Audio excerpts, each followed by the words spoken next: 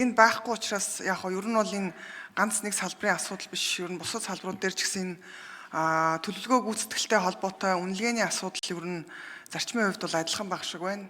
Энэ үндэсний аудитын газраас гаргасан 24 оны жилийн төлөвлөгөөнд тусгацсан арга хэмжээний хэрэгжил 52.1% гэж гаржээ. Тэгээ энэ нэг төлөвлөгөө болгон цааталтаа гүйцэтгэлээс хамаарат тодорхой хэмжээний төсөв зарцуулагдаад явж байгаа. Тэгээд энэ бол 52.1% гүйцэтгэлтэй тэр хэмжээгээр одоо мөнгө бол одоо зарим тохиолдолд бол төсвөөсөө илүү давсан ийм одоо үзүүлэлтүүд байгааг би зөвхөн одоо хөдөө аж ахуйн салбар дээрээ бас туршилээд ярмаар санагдлаа. За нэгдүгээр асуудал болохоор энэ хүнсний хангамж аюулгүй байдлыг сайжруулах гэдэг. Одоо 2022 оноос хойш хүнсний аюулгүй байдлыг хангамж аюулгүй байдлыг одоо хангах энэ том бодлого хэрэгжээд хүнсний хувьсгал гэдэг хөдөлгөөн одоо нийтдээ 1.7 их 80 төгрөгөөс 1.2 орчим их 80 төгрөг зарцуулагдаад гараад явж байгаа. Тэгээ энэ өөрөө хөдөлгөөн маань үндсэндээ тодорхой хэмжээний хугацаатай, төлөвлөгөөтэй. За энэ хөдөлгөөнийг өрнүүлэхтэй холбоотойгоор засгийн газар өөрөө юу хийх ёстой байсан бэ гэхээр энэ хүнсний хангамж аюулгүй байдал үнэхээр хангагдж байгаа мó? Энэ хөдөлгөөний хүрээнд хэрэгжүүлж байгаа гол одоо энэ чиглэл чинь хэрэгжих үү гэдэг дээр анхаарах ёстой байсан. Тэгтэл энэ одоо үндэсний аудитын газрын үнэлгээгээр хүнсний аюулгүй байдлын индекс тооцох аргачлал байхгүй улмаас үндсэндээ энэ тавьсан энэ тэргүүлэх чиглэлүүдийн шалгуур үзүүлэлтийг бол үнэлэх боломжгүй гэж байгаа. Тэгтэл одоо энэ тэргүүлэх 5 чиглэлийг харах юм бол үндсэндээ хүнсний хангамж аюулгүй байдлыг одоо сайжруулах чиглэлээр 5 одоо энэ төсөв тусгасан ажлууд харагдаж байгаа. Жишээлбэл нэг ажил гэхэд хүнсний бүтээгдэхүүний чанар баталгаажуулалтын лабораторийн чадварыг нэмэгдүүлнэ. Засгийн газар өөрсдөө үнэлэхдээ бол 90% үнэлсэн байгаа. Тэгсэн мөртлөө төсөвт одоо батлагдсан санхүүжилтанд 500 тэрбум төгрөг 500 сая төгрөг гэсэн мөртлөө нийт зарцуулсан гүйцэтгэл нь 2.7 тэрбум төгрөг буюу төсвөлөгдсөн одоо энэ батлагдсан санхүүжилтаасаа 551%-аар илүү мөнгө ингээд зарцуулсан. Тэгээ тэрийгээ болохоор гадаад зээл тусламжаар санхүүжуулаад ингээд явж байгаа жишээтэй. Тэгэхээр ингээд одоо төсвөө одоо дураараа ингээд батлагдсан санхүүжилтаасаа илүү зарцуулсан. Тэгсэн мөртлөө ингээд үнэлэх үнэлгээ нь байхгүй. Тэгэхээр бид нар одоо энд яг өнөөдөр юуг хянаж одоо юун дээр одоо шаардлага тавьж суух гэдгийг одоо хэлж сайн мэдэхгүй л байна л да. За хоёрдугаар асуудал юу гэхээр түрүүн имэйлтийн паркийн асуудлыг ярьж ирсэн. Одоо энэ хоёр том чухал одоо асуудал явж байгаа. Жишээлбэл одоо энэ хүнсний хангамж, цагаан алт, шинэ хоршоо гэд хөдөлгөөнүүд өрнөөд, санхүүжилтүүд гараад ингээд үр дүн одоо ингээд эхнээсээ эхлээд одоо хэмжигдэхээр ингээд ажиллаад явж байгаа. Гэтэл энийг нь дэмжих ёстой хамгийн чухал одоо энэ имэйлт болон дархны үйлдвэр технологийн паркууд нь тэгээс 29%-ийн гүйцэтгэлтэй байгаад байгаа. Түрүүн бас хэлсэн те. Дид бүтц байхгүй юм чи өөрсдөө 90%-ийн гүйцэтгэлтэй гэж үнэлж байгаа нь одоо би одоо бас сайн ойлгохгүй байна л да. Тэгэхээр энэ одоо арга хэмжээнүүд хангалтгүй хэрэгжээд байгаа ер нь шалтгаан нь яг юу юм бэ? Тэ одоо жишээлбэл энэ имэйлтийн эко паркийн дид бүтцийн бүтээн байгуулалтын ажлыг эхлүүлэх төсөл арга хэмжээнүүд нь 49.1 тэрбум төгрөг төлөвлөсөн. Одоогоор бол 3.1 тэрбум төгрөгийг зарцуулаад санхүүжилтанд 6.3%-тай байгаа. Тэгээд хэрв үнэхээр тухайн жилдээ хэрэгжүүлж чадахгүй байсан бол яах гэж төлөвлөгөөнд тавьдгийм бэ? Тэрийг нь одоо бид нэр тодорхой хэмжээний үнэлгээнд За мантахаг шүнд 1 минут нэмж өгье.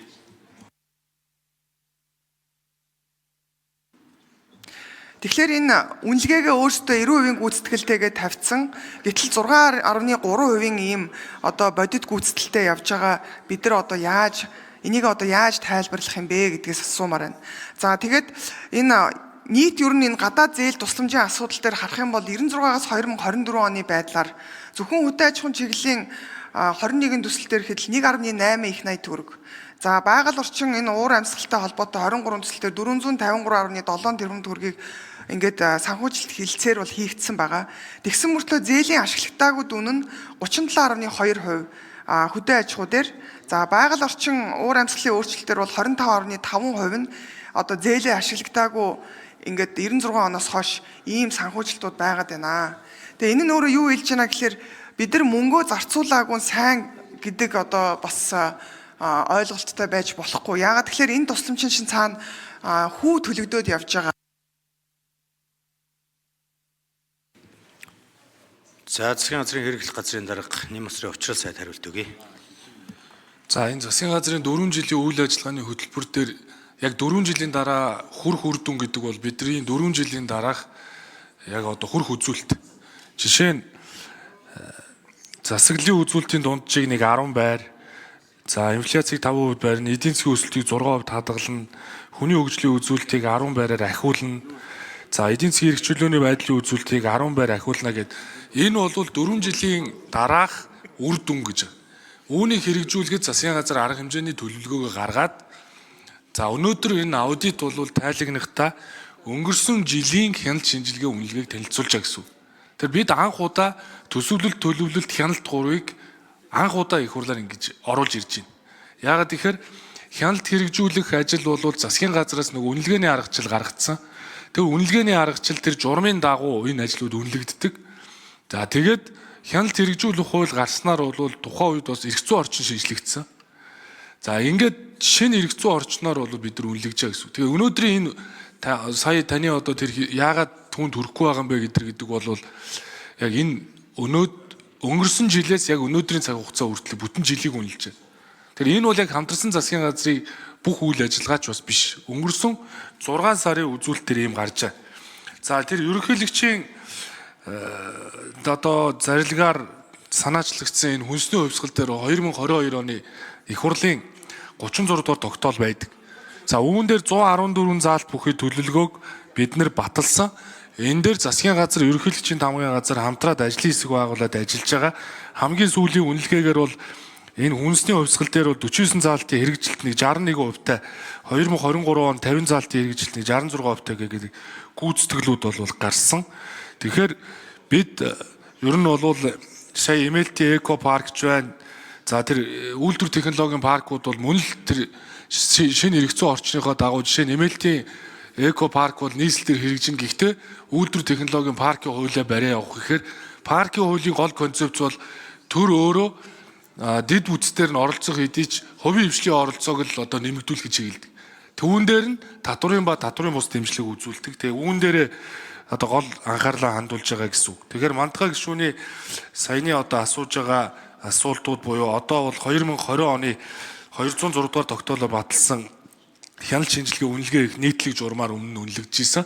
Одоо бол бид нар төсөвлөлт төлөвлөлт хяналт 3-ыг нэгтгэж гин гэсэн үг. Тэгэхээр эх жил бол яг энэ нийслэлийн аудитын тайлан хэлэлцэхэд бол бид нар яг төсөвлөлт төлөвлөлт хяналтыг нэг тогтолцоогоор анх удаа үнэлж эхэлнэ. Түүний дараа бол мэдээж энэ бол яг зөв голдрол руу орно гэж бас хэлж болно. Тэгэхээр энэ бол бас шинэ эрх зүйн орчноор бас тайлгнаж байгааг бас ойлгох.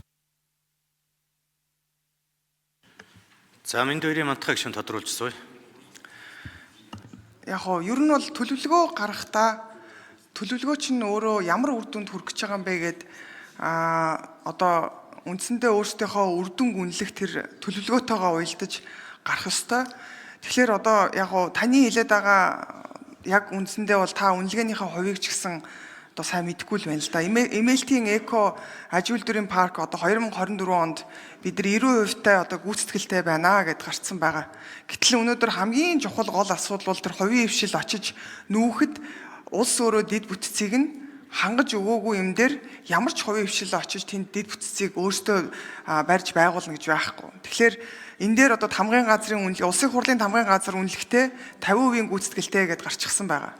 За дархан арь ширний зохицлоор бол тэр чигээрээ тэг хувьтай жишээлбэл явж байгаа жишээ. Тэгэхээр би энэ үнэлгээгээ одоо ийм үнэлгээтэй имийг одоо яаж бид нэр одоо энд хянах гад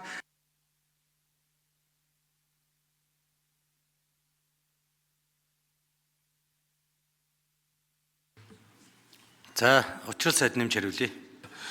Тэгээ MLT-ийн тэр үйлдвэр технологийн парк, тэр эко парк бол засгийн газар шийдвэр гаргаад тэрийг одоо хэрэгжилтийг нийслэлээр шилжүүлээд нийслэл түүнийг хариуцаал явж байгаа. Тэгэхээр өнгөрсөн хугацаанд тэр 90% ч гинүү хэд ч гэж гинүү ингээ үнэлэгдсэн байдал бол үнэхээр одоо эргээд харахад бол наач дэд бүтцийг шийдээгүй ийм тохиолдолд бол цаашаа хувийн хвшил оролцох болцоогүй шүү дээ. Тийм учраас нийслэлээр шилжүүлээд илүү хэрэгжилт рүү нь явж байгаа. Тэгээ өмнө нь бол дандаа л нэг өөрийгөө үнэлээд бие биенээ хяндаг үнэлдэг одоо тэр гүйцэтгэлийн үнэлдэг нэг хувийн хвшлийн хийдэг нэг 360 градус марац гэл энэ чинь гүйцэтгэлийн үнэлгээ агсан төвшөнд очсон байхад төр өөрийгөө үнэлээл тэгэл нэг хэдэн хүнд харуулах маягтай яваад байсныг бид нар сая засгийн газрын үйл ажиллагааны хөтөлбөр дээр төлөвлөлт төсөлт хяналтыг нэгтгэнэ нэг тогтолцоороо шилжүүлнэ гэсэн. Тэгэхээр шин энэ зорилтынхаа дагуу үнэлэх тогтолцоо бол одоо хэрэгжинэ гэдгийг л хэлье.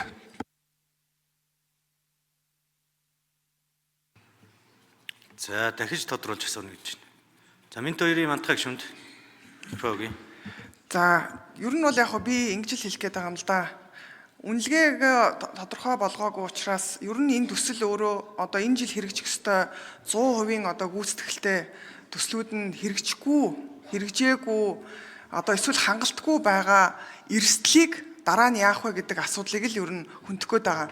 Тэрнээс биш одоо энд 90% байна уу 50% гэдэг чинь өөрөө утга учиргүй байхгүй юу. Явсараагаа 4 жилийн дараа энэ 100% хэрэгжиж дуусах ёстой төсөл маань өөрөө энэ үнэлгээнд тодорхойгүй бид нар үнэлж хянаж чадахгүй ийм байхад энэний цаана өчнөө олон тэрбум их 80 төгрөгийн зарцуулалт гараа явж байгаа учраас яах вэ гэдэг эрсдлийг одоо бид нар ярьж бас эхлэх шаардлагатай байгаа. Тэгэхээр энэ дээр одоо та бас энэ дээр хэрв одоо энэ үнэлгээг бид нар харчлаа. Ирэх жилийн үнэлгээг дахиад харна. За ингээд энэ эрсдлүүдийг яах юм бэ? Хангалтгүй явсан эрсдлүүдээ тэгвэл яаж бид нар энэ төсөв өчнөө олон төсөв зарцуулахад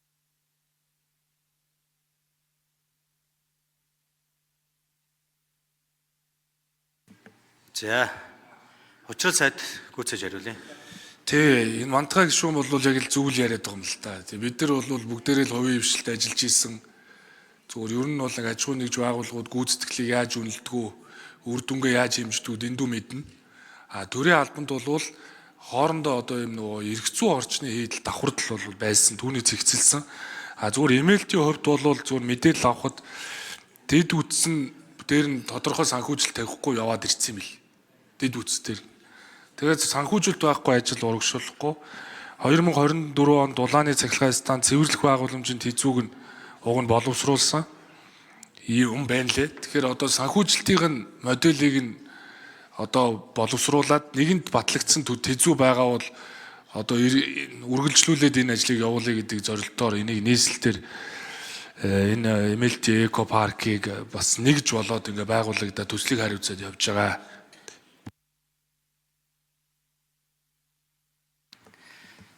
За дорд сүрэнгийн өөрийн төвийг шүү.